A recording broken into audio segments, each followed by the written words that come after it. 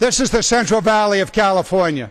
The largest estuary on the west coast of the Western Hemisphere is where the Sacramento River and the San Joaquin River join together in an inland estuary, one of the few in the world, and also San Francisco Bay.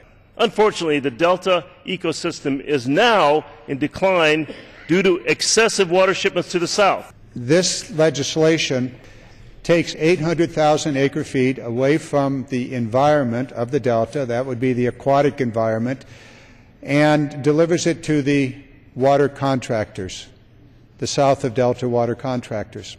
It reallocates water in a way that elevates agricultural uses above all other water needs.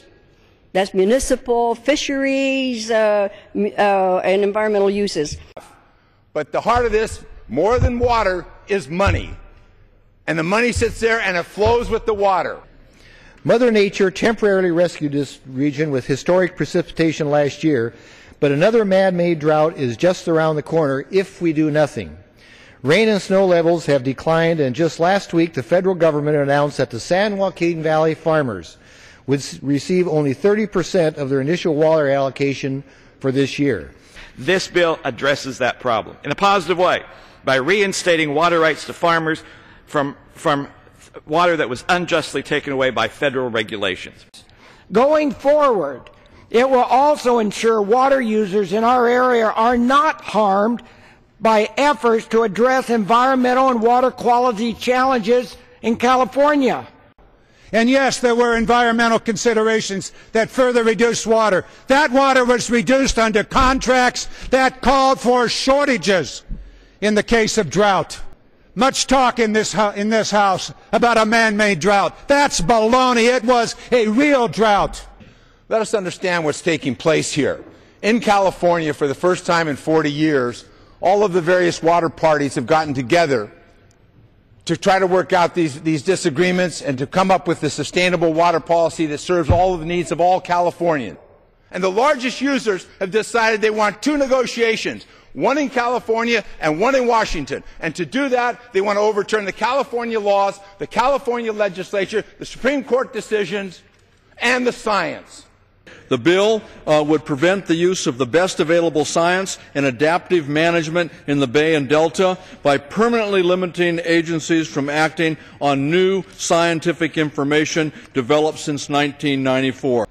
Since 1994, we have seen the collapse of the Delta fisheries.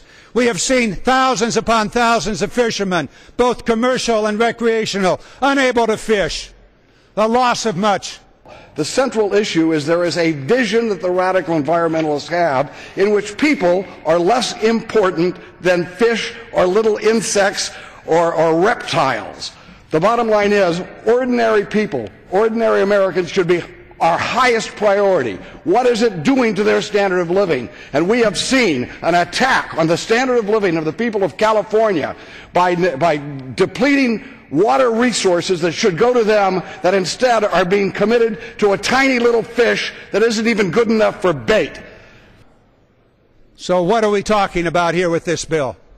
We're talking about the usurpation of power by the federal government, taking the basic ability of the state of California to regulate its water, to deal with its environmental issues, and causing this House, this federal government, to have that power. And Mr. Speaker, this bill is not just about California. This bill has far-reaching implications for nearly 17 other states, including my home state of Colorado. This bill would override the century-long legacy whereby the Bureau of Reclamation respects each state's legal ability to control, appropriate, use, and distribute irrigation water. The reason we have a 14th Amendment to our Constitution is because its framers recognized that states could become abusive of the rights of their citizens, including their property rights, including their water rights, and the federal government had a responsibility and a duty to protect them. A responsibility and a duty specifically vested in this Congress, a responsibility and a duty that we exercise in the bill that the gentleman from California would have us gut.